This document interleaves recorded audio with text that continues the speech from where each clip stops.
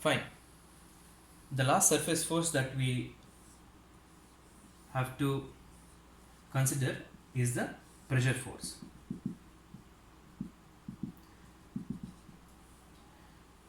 The thing about the pressure force is that it acts on the body.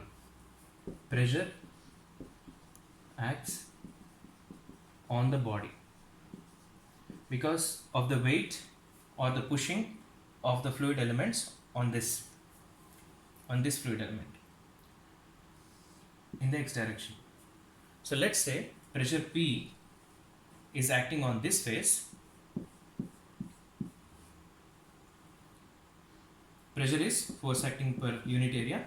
So to get the force, we need to multiply it by this area, that is dz times dy.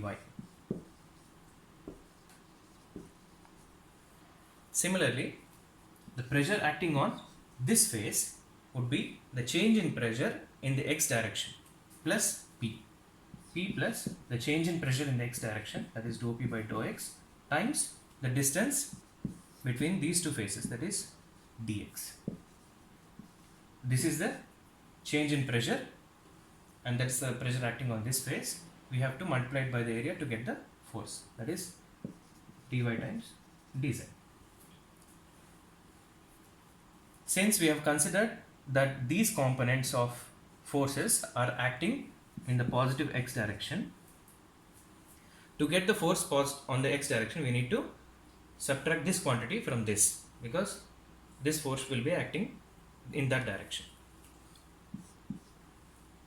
Hence we get P dz dy minus this force P plus dou P by dou x dx dy dz. This term gets cancelled and we end up with minus dou P by dou x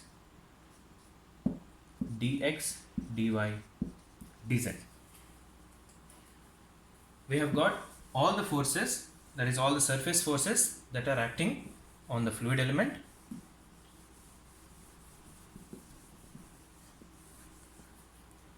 And let's say Fx is the body force. It could be a combination of all the body forces, and we'll say Fx is the body force per unit mass. So to get the force acting on the fluid element, we have to multiply it by mass, that is Fx times mass. Mass is density times volume. So we have force, this force, body forces plus pressure force plus normal force plus shear stress force and another shear stress force. Hence when we sum all this 1 plus 2 plus 3 plus 4 plus 5, we get Fx, that is the forces acting on this body. We get, I will take dx dy dz common.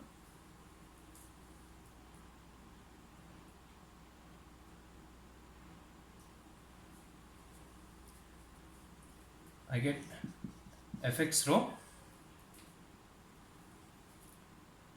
minus dou P by dou x plus tau xx by dou x